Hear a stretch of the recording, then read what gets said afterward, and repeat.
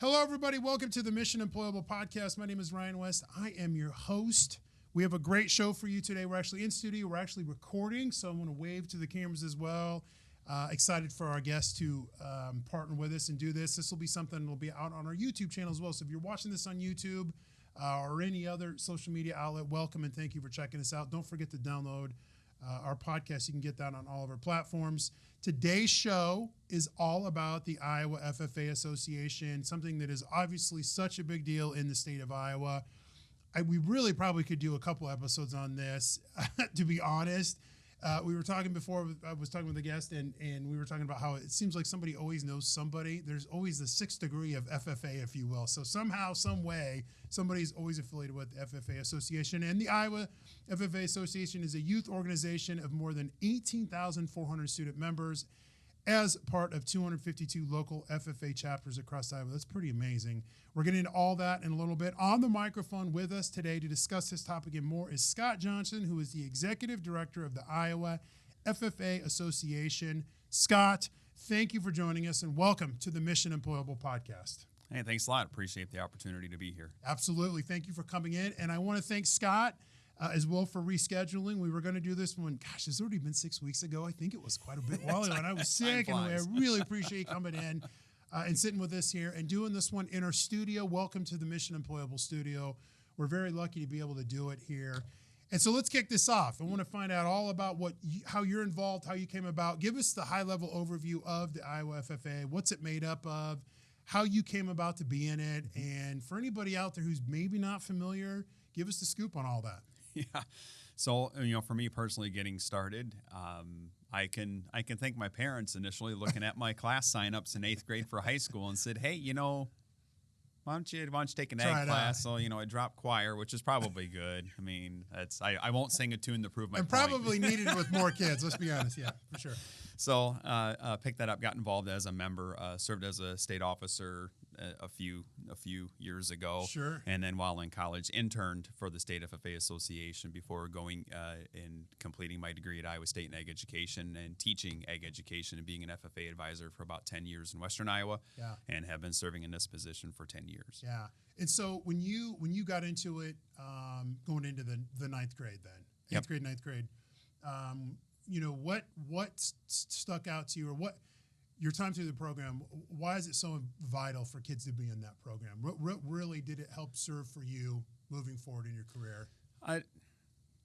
In some cases, what you don't know. You Right. don't know what you don't know. Sure. And so being introduced to that, I was born and raised on a dairy farm Yep. in Northeast Iowa, so you would think it would just make sense, right? Just Natural progression. You're an ag kid, take an ag class and so on. But I think sometimes it's for me it was being ingrained in the home operation and not really being so arrogant and thinking that I know everything, Sure. but also thinking, oh wait, you can learn more. For sure. There different sectors of the industry, different Yep. parts of the food chain, Yep. the food supply chain, and so there's just a lot of different opportunities, and not really being super connected with FFA. I mean, my dad didn't share a lot from his FFA experience, but Yeah. he was involved in FFA as a student, was chapter vice president. So your dad was on. as well, yeah. Yes. So I'm always curious about that. I didn't mean to interrupt you, but how I think there's a misnomer out there that it just passes on from generation to generation as well, which it may In a lot of cases ways it does. You mentioned the connections. That's where it comes from sometimes. But and that's, I guess, obviously the case with farming in general.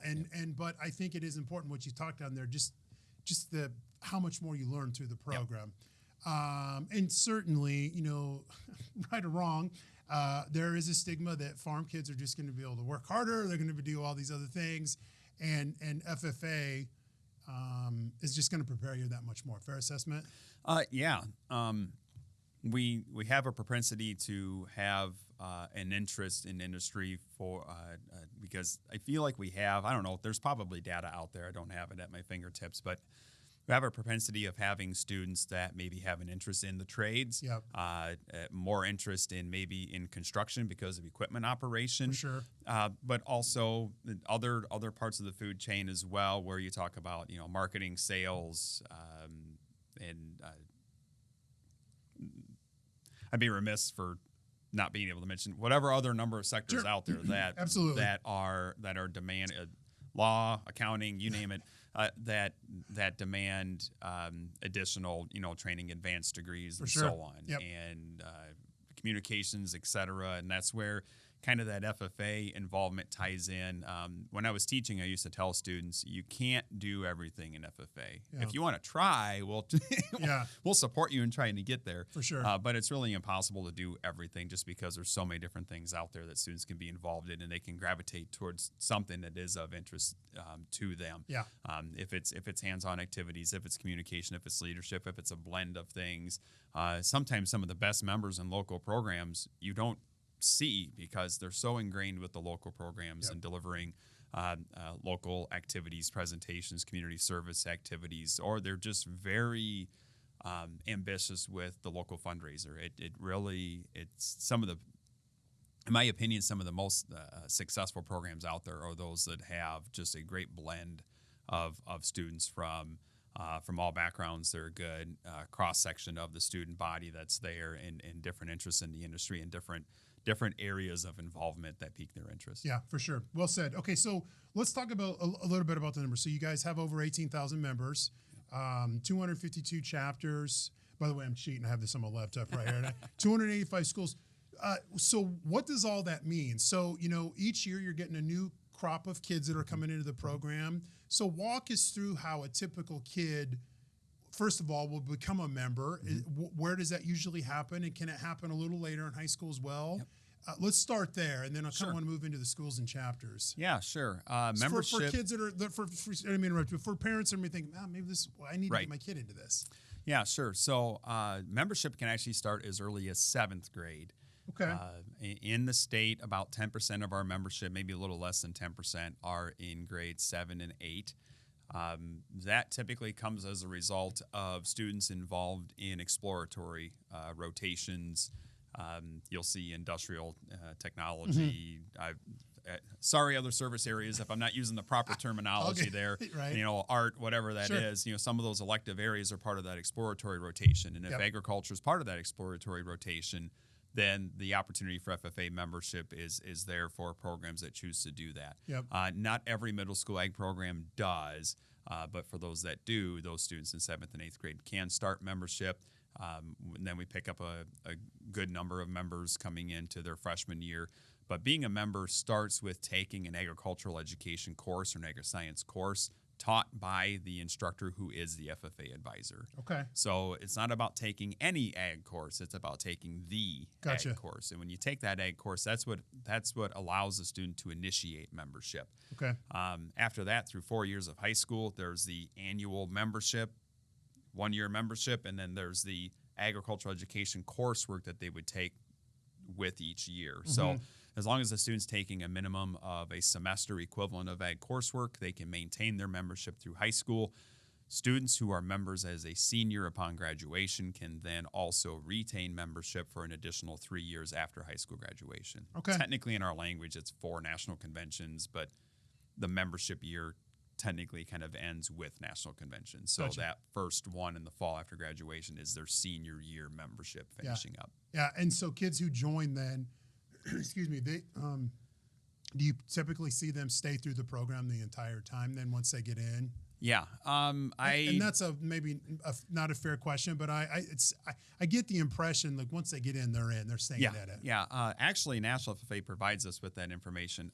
Iowa I think it was last fall's report, Iowa was a top 5, at least top 10, but I want to say maybe top 5 in membership retention. Yeah. And I forget the percentage. They'll measure freshman through senior because middle school is a little bit more of a crapshoot for most states. But kind of the meat and potatoes of membership is really freshman through senior years in high school. And Iowa is one of the top states in membership retention. So meaning that students that pick up an ag course and pick up membership tend to keep their membership and stay involved in the organization throughout all 4 years of high school. Yeah. But even beyond that, I mean, you can have a new first-year sophomore, a new first-year junior, and every once in a while you get those drop-in new first-year seniors. As well. Yeah, pretty cool. Okay, and so then the 285 schools, I'm assuming those are schools that are in the ag areas, or how does that work? Maybe that's a dumb question. No.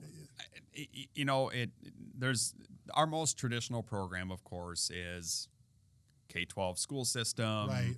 ag program in the high school. They might Yes. have middle school exploratory. That's obviously our most traditional one. You get into 285 schools with 252 programs when you start getting into sharing agreements. Mm-hmm. So you'll have multiple schools that the ag instructor either travels to two different schools, or the students will come to a central location to get agricultural education instruction. And then, of course, once again, that's that gateway to FFA involvement. The vast majority of our programs are associated with public school systems. We do have a few private, non-parochial Christian schools that have programs as well. I forget how many. It's around 10. And then there's a couple of other ones, like, for instance, Des Moines Central Campus is where our Ag Ed FFA program is housed within Des Moines Public School System. Exactly. And that's been there quite a long time, I Yes. think, right? Yeah, because I went to Des Moines Lincoln, and I know there was an ag program through Central Campus. So Yep. I always got to say I went to Lincoln, and every episode I get the opportunity because I know people really care to hear that. I don't know why I always do that. So the point there is it's a program that's available even if you're thinking it's not in the Des Moines area, it is in the Des Moines Public Schools through Central. Yep. And Quick Plug Central Campus, who offers so many different things. Another one that we probably need to get back on and talk about with Tasha and her group, but really great opportunities. And then talk about the chapters. How are the chapters broken out? Because there's over 250 chapters, 252. How does that work? Yep. So for the majority of our chapters, they are associated with the ag education program at the school. Okay. For almost all of our chapters, there's one FFA chapter tied to one school's systems ag department. Yep.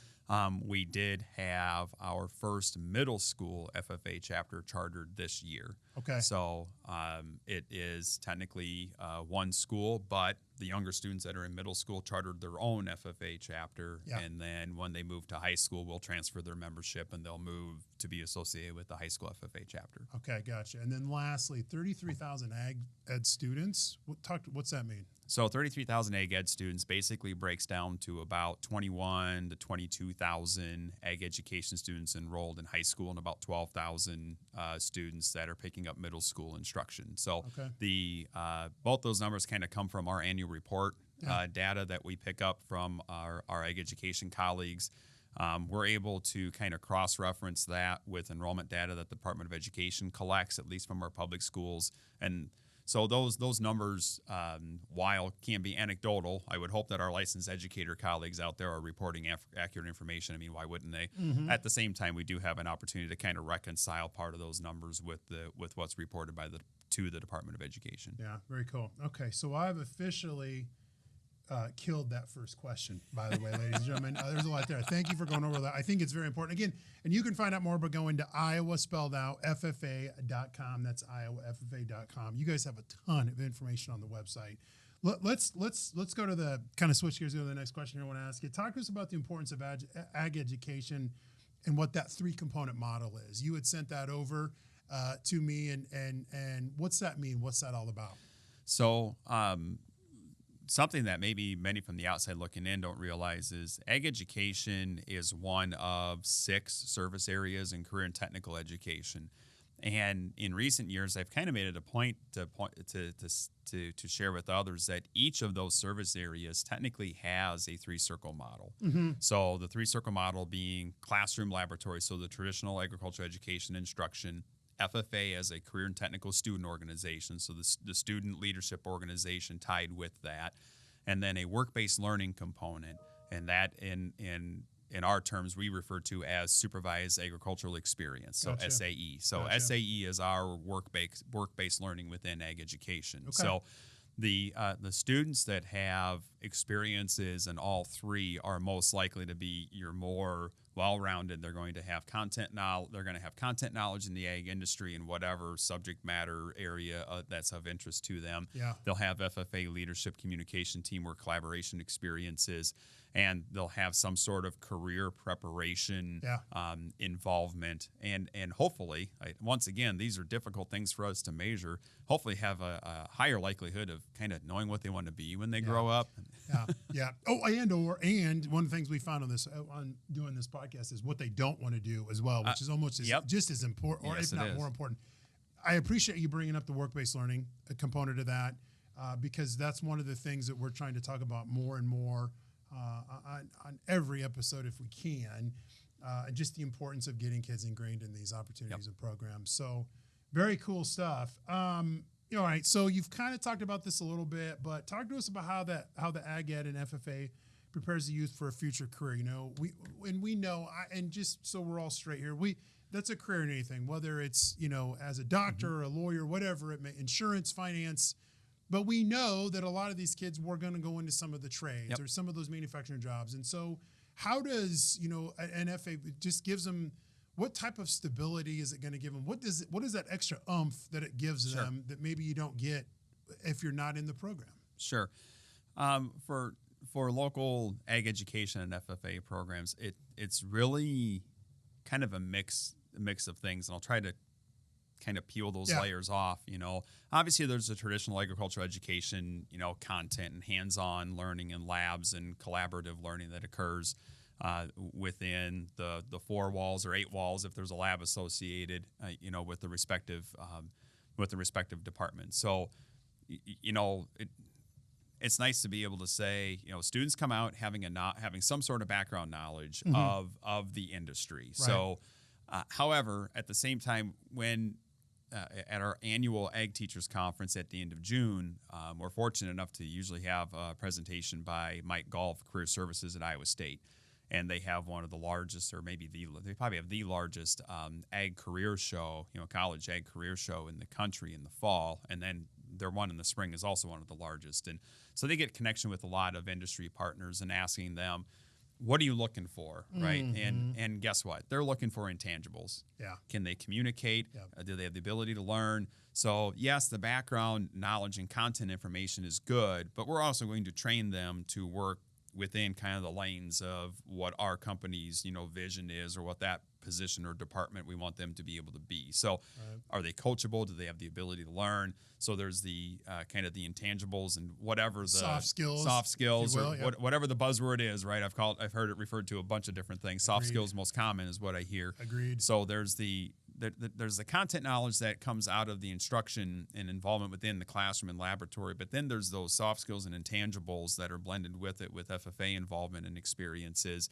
And then, but with the FFA experiences, as I mentioned earlier, sometimes it's things that you do see in terms of competitions and involvement in conferences and such, but sometimes it's the subtle things that you don't see in involvement in a local program, serving as a chapter officer, helping plan a community activity, planning their annual banquet and planning events. And it encourages and helps sharpen those skills in terms of communication, how to communicate with cohorts, how to communicate with superiors, strategy, creativity, all of that stuff. We have a tendency to do the same cycle of events year over year.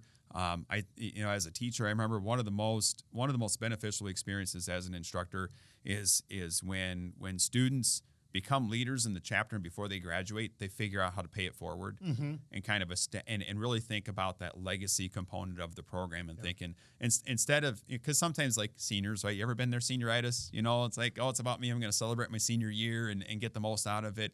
But those that think about that service component and think, here's what I can do to help bring on board or mentor somebody else who's younger so that they understand kind of the culture of the program and so on. So that when I leave, the culture of the program is still there. Earn while you learn. That's the motto of a registered apprenticeship program. A registered apprenticeship provides the opportunity to earn a paycheck while getting on-the-job training that results in a nationally recognized credential. There are several registered apprenticeship programs in fields like healthcare, agriculture, manufacturing, and more. Whether you're a high school student looking to earn a little extra money for that first car, or an adult learner who wants to make a career change, find the apprenticeship that may be right for you at www.earnandlearniowa.gov. That's earnandlearniowa.gov. Lastly, I was going to ask you, you've already touched on this basically in every answer, why FFA is such a valuable experience for young Iowans. Tweak that a little bit. Why, for a parent or a kid that's who's moving into that next phase Sure. of high school and didn't think about it in junior high, why should they join the program? Well, I feel like sometimes in schools it's about students being able to find their way. Yeah. So, developmentally, you move through elementary and middle school. There are sports and music opportunities, and as I mentioned, well, if I can't carry a tune in the bucket, right? And developmentally, you get in the 5th, 6th, 7th grade. Students all of a sudden, their connection, they're no longer motivated to please their teacher, Sure. or more of them aren't because of what's happening physiologically, and we won't. That's not what this podcast is for, right? Maybe that could be our other podcast. All right, sure. Sure. But what connects them to school? And if it's not academics, or you play on the playground and you start figuring out, well, I'm not the most athletic person out there. If nothing else, getting started is a way of staying connected to school. So, and not just ag education, but really a lot of career and technical education areas or a lot of other elective areas. That's the motivation for students to go to school. Yeah. They happen to learn the core subject that they're supposed to while they're there, but they're really motivated to be there for that ag class or for that class in the lab, or to stay connected, to be involved in FFA. But outside of the musical talent or the athletic talent, there are other talents that are out there, and this is an opportunity for youth to be able to find themselves and really gravitate towards something that they have a passion for, that they didn't even know that they had a passion for. Yeah, I agree. That's a great point. One more thing I wanted to ask is, can employers get hooked up with FFA students specifically, or is that something that doesn't happen? Or I just felt obligated to ask that, because we're always trying to put out the information on how employers can get linked up through these programs. What do you think there? As far as explicit opportunities, our annual state conference in April up in Ames does have a career show. Okay. I am not going to make an estimate at estimating how many vendors we actually see, but our partners at the Iowa FFA Foundation are who coordinate that every year. Gotcha. We probably slam more people into the Sheeman building than what we should, but that's the space that we have, and we do make the most of it. So they do accommodate some outdoor exhibits and such as well. So, for potential employers out there, of course, we're high school students, so it's always what are the labor laws? What am I allowed to, or how early do I want to make connections there? But we're starting to see some connections occur at a few of our district conferences that occur 6 weeks prior to our state conference in early March, and those are at 6 different locations throughout the state, and it's kind of a floating location. But otherwise, as a more passive connection, volunteering to judge and see what these students are doing and how they're involved. And then beyond that, like I mentioned, we talked earlier, our national conference, and then really staying connected with those students when they get into post-secondary training and education. So many of them are going to, I think it's 80, last year's student report indicated 83%, I think, of our FFA members or ag ed students have plans to pursue something in the post-secondary world, military, technical training, 2-year, 4-year degree program. Yeah, and then you also mentioned that we need more ag teachers. Yes. Promote that. Talk about that. Right. I'm going to sound like a broken record with anybody in education now, right? Agreed. You could say that in every industry anymore, right? I guess. Everyone's looking We're talking about somebody. ag, so, You bet. So it's an odd situation. We've been making explicit efforts for teacher recruitment and retention for about the last 8 years. But at the same time, we've grown. We've added programs. Programs have added and gone to multiple instructors. So while we've made the effort to do a better job of recruitment and retention, there's also been higher demand. So we still have that attrition. So, for example, a couple days ago or yesterday, I just got an update from a colleague that is planning to retire. He's our 6th retirement this year. But there are those that stay home because of family. They're moving because of family. There are opportunities in industry. Like you said, everyone's hiring. So if you have a dynamic skill set, you're pretty much employable everywhere at this point. So there's that carrot that lures some of our best professionals away from the profession as well. So, but we've also, like I said, we've grown. Oh goodness, I track this information as well. We're going to be approaching 290 instructors here going into next year. And just 3 or 4 years ago, we were around 250 instructors. So we're doing what we can to recruit and retain. At the same time, there's also growing demand. And we'll add 3 or 4 new programs next year. Right. So we have a shortage area. I've told many colleagues since December, I put the over-under at 9.5 open positions starting the school year. And of course, people who don't normally gamble ask me why I say half. I'm like, well, you don't want to push, right? You want to take the over or under on this thing. Right. But honestly, at this point, we better start taking the over. We are for this school year, we're at around 70 positions posted or position changes going into next year. Yeah. And 5 years ago, we were at 40. High rate of turnover right now, and trying to onboard and make sure all of our colleagues coming in are comfortable being able to lead these programs that have such a positive impact on students. Yeah, great stuff. And agreed, it's obviously an issue all over, but again, we're talking about ag, and it's something to keep in the back of your mind for those folks out there who are listening. Great stuff. Again, folks, you can find out more by going to IowaFFA.com. That is IowaFFA.com. You have been listening to Scott Johnson, who is the Executive Director for the Iowa FFA Association. Thank you very much for making time. Thank you for coming in here. Thank you for rescheduling. And thank you for sitting here with the cameras on. Yeah, thanks a lot. Appreciate it. Absolutely. Great job.